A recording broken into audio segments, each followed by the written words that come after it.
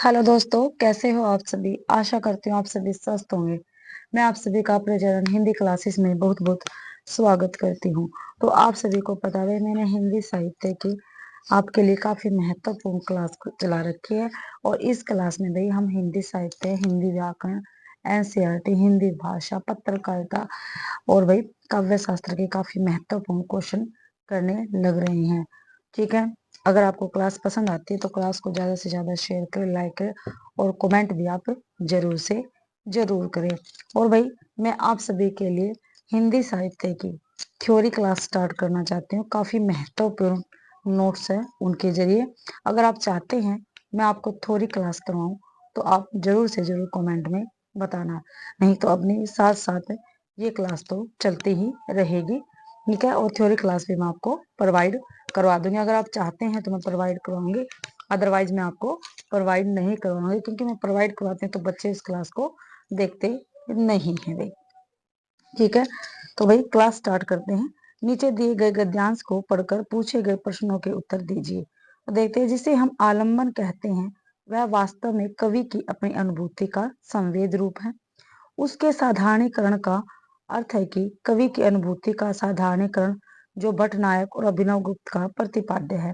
अतएव निष्कर्ष यह निकला कि साधारणीकरण कवि की अपनी अनुभूति का होता है।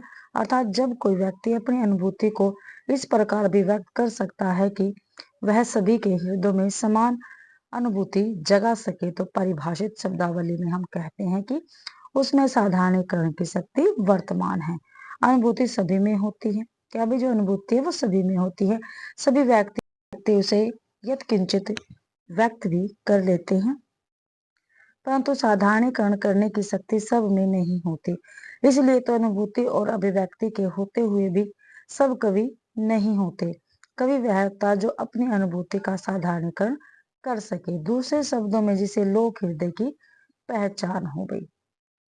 अब इसके क्वेश्चन आंसर देख लेते हैं।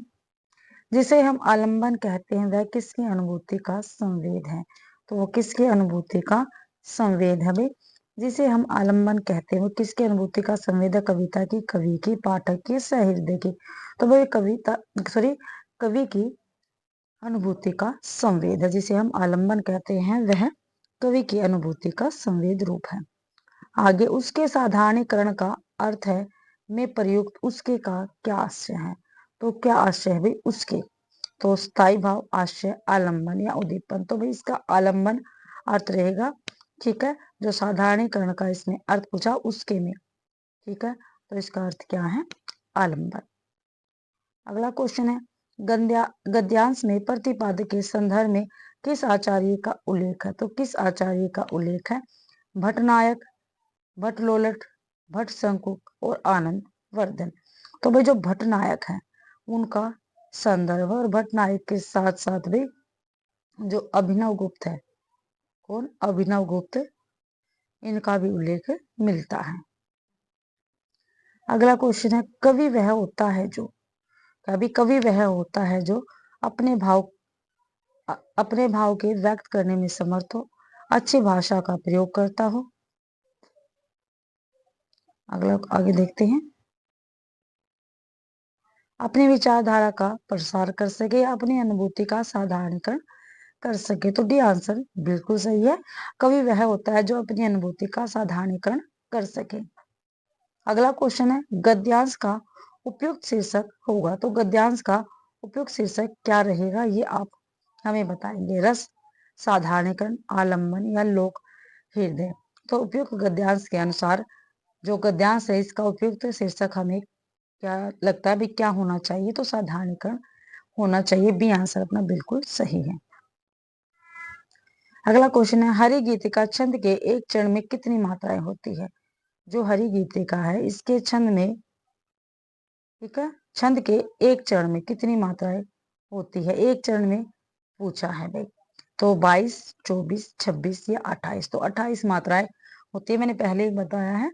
ठीक है, हरि गीतिका छंद के एक चरण में 28 मात्राएं होते हैं। और जो हरि गीतिका है ये क्या है कि सममात्रिक छंद है। कैसा छंद है, सममात्रिक छंद है। और इसमें भाई 4 चरण होते हैं। कितने, 4 चरण होते हैं, आपको ध्यान रखना है। और प्रत्येक चरण में 16 और 12 के क्या है, विराम होते हैं, और फिर उनकी कुल मात्राएं कितनी होती हैं, 28 होती है। ये आपको ध्यान रखना है। और इस छंद में जो हरि गीति का छंद है, ठीक है, इसके नियम के अनुसार इनके हर एक चरण में अंत में लघु और गुरु आता है। अगला क्वेश्चन है, जिससे उपमा दी जाती है उसे क्या कहते हैं।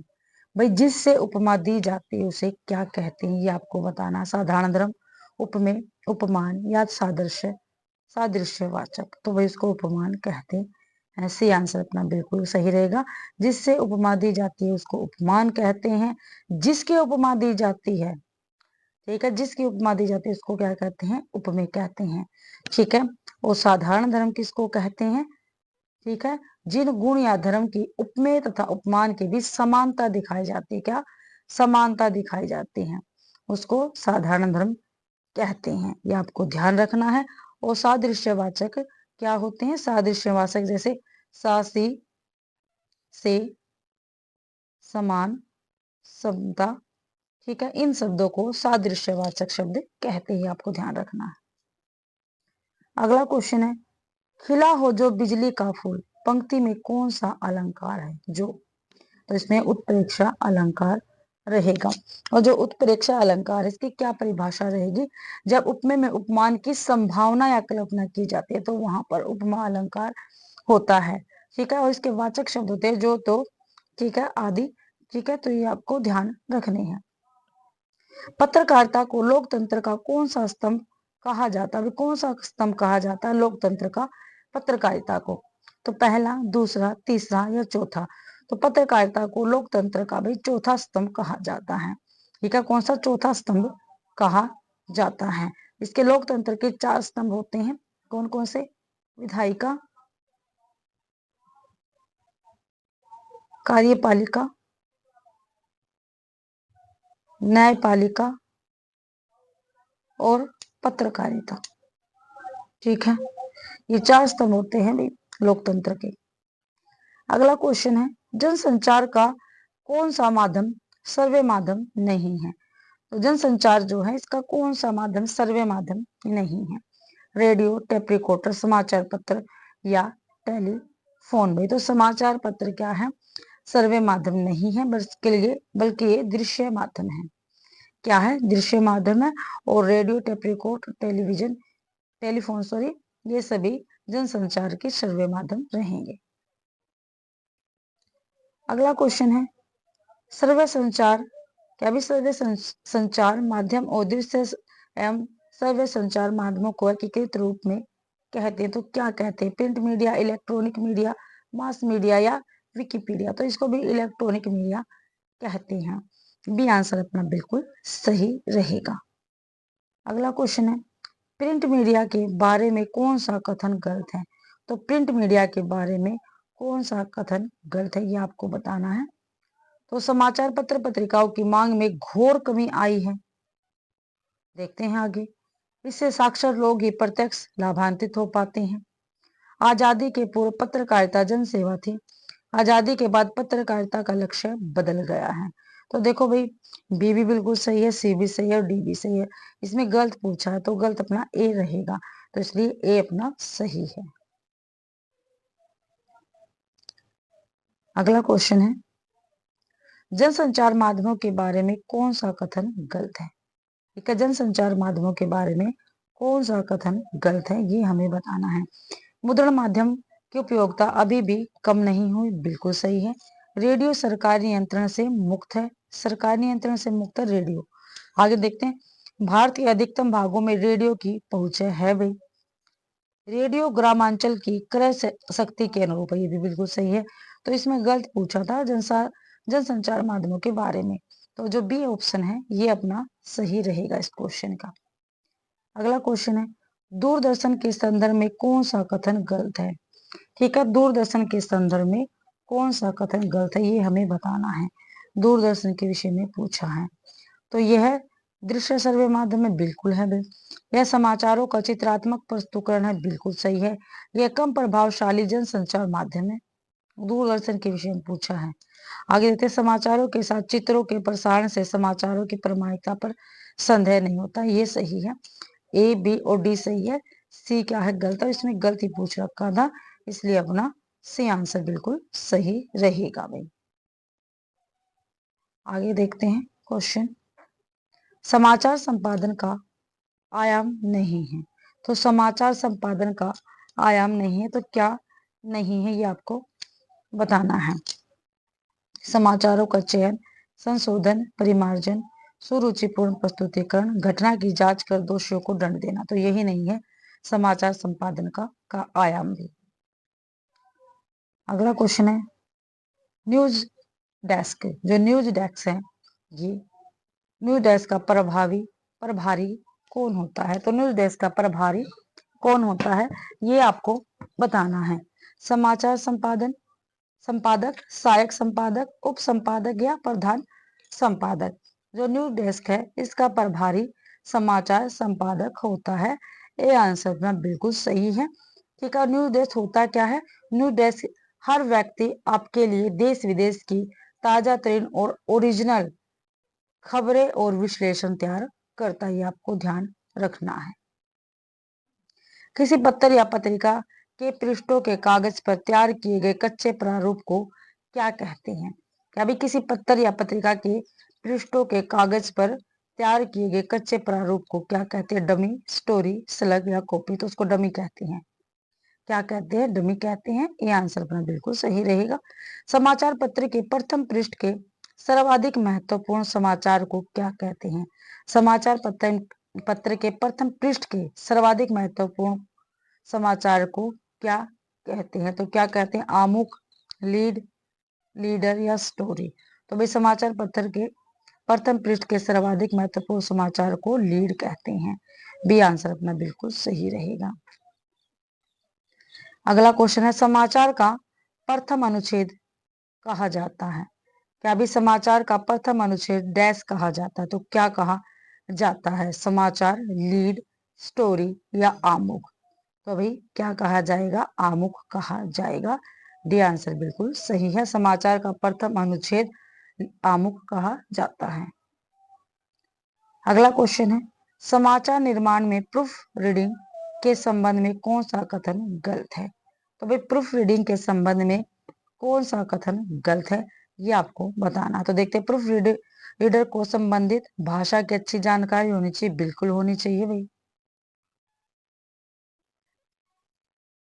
आगे देखते हैं, प्रूफ संशोधन के संकेत चिन्हों का ज्ञान होना चाहिए, ये भी होना चाहिए। प्रूफ रीडिंग बहुत रोचक काम है। प्रेस एक्ट का ज्ञान होना चाहिए, ये भी होना चाहिए। तो गलत पूछा था, तो गलत सी आंसर है, सी ऑप्शन है। तो आंसर अपना सी बिल्कुल सही रहेगा। प्रूफ संशोधन में चिन्ह हैज का क्या आशय है? तो क्या है? हटा दे, स्पेस डाले, मिटा दे या उधर दे। तो स्पेस डाले, भी आंसर सही रहेगा। रेडियो पत्रकारिता के संदर्भ में कौन सा कथन सही नहीं है? तो रेडियो पत्रकारिता के संबंध में कौन सा कथन सही नहीं है ये आपको बताना है। देखते हैं, रेडियो समाचार प्रस्तुतिकरण में मुद्रित माध्यम से अलग होते हैं, बिल्कुल होते हैं भाई। रेडियो समाचार सूचनात्मक होते हैं, ये भी होते हैं। रेडियो समाचार की समाअवधि असीमित होती है, ये क्या है? गलत है, गलत ही पूछा था। और देख लेते हैं, रेडियो समाचार को हर श्रोता वर्ग को समझने योग्य बनाना जटिल कार्य, भी सही है। तो ए, बी और डी सही है। सी क्या है? गलत है, इसने गलत पूछा था, इसलिए इस क्वेश्चन का सी आंसर अपना सही रहेगा। अगला क्वेश्चन है, रेडियो उद्घोषणा में क्या शामिल नहीं होता? तो रेडियो उद्घोषणा में क्या शामिल नहीं होता है यह आपको बताना है। कार्यक्रम, प्रसारित करने वाले केंद्र का नाम, बी, देखो भाई यहाँ तक ए ऑप्शन है, बी ऑप्शन यहाँ पे आना था। ठीक है, कार्यक्रम प्रसारित होने का समय, प्रसारित होने वाले कार्यक्रम का नाम उल्लेख, कार्यक्रम का विस्तृत विवरण। तो रेडियो उद्घोषणा में क्या शामिल नहीं होता है? तो रेडियो उद्घोषणा में कार्यक्रम का विस्तृत जो वर्णन होता है वो शामिल नहीं होता है। ठीक है, ए और बी और सी बिल्कुल सही है। अगला क्वेश्चन है, रेडियो नाटक के संदर्भ में कौन सा कथन गलत है? तो रेडियो नाटक के संदर्भ में कौन सा कथन गलत है? तो देखते हैं कौन सा कथन गलत है। यथासंभव अधिक पात्र रखना चाहिए, रेडियो नाटक के विषय में पूछा है। पात्रों की पहचान रेडियो पर उनकी आवाज से होती, बिल्कुल होती है। लंबे वाक्यों के प्रयोग से बचना चाहिए, बिल्कुल। रेडियो नाटक में वाद्य संगीत का प्रयोग होता, बिल्कुल सही है। तो इसमें गलत पूछा था, जो गलत ए ऑप्शन है ये गलत है, इसलिए अपने इस क्वेश्चन का आंसर ए रहेगा भाई। और इसी के साथ भाई आज के अपनी क्लास के 25 क्वेश्चन कंप्लीट होते हैं। आशा करती हूँ भाई आप सभी को क्लास पसंद आएगी। ठीक है, अगर क्लास पसंद आए तो लाइक जरूर करना, शेयर जरूर करना भाई। ठीक है, और भाई मैं आपसे अभी हिंदी साहित्य की ठीक है थ्योरी क्लासेस स्टार्ट कर रहे हैं, बिल्कुल बेहतरीन नोट्स के जरिए। ठीक है, अगर आप थ्योरी क्लास चाहते हैं तो प्लीज आप मुझे कमेंट में जरूर बताना भाई। ठीक है, और KVS, NUS, LT grade, estate के लिए एक ही क्लास आपको थ्योरी क्लास प्रोवाइड करवाई जाएगी, और साथ में आपके पीवाईक्यू की क्लास भी ठीक है चलती रहेगी। तो आप मुझे कमेंट बॉक्स में जरूर बताएं भाई। ठीक है, तो भाई चैनल को भी सब्सक्राइब जरूर करना। और पीडीएफ आपको जब ये आपके 100 क्वेश्चन कंप्लीट हो जाएंगे तो आपको टेलीग्राम चैनल पर मिल जाएगी, तो उसको भी ज्वाइन जरूर करना। आप सभी का क्लास देखने के लिए बहुत बहुत धन्यवाद।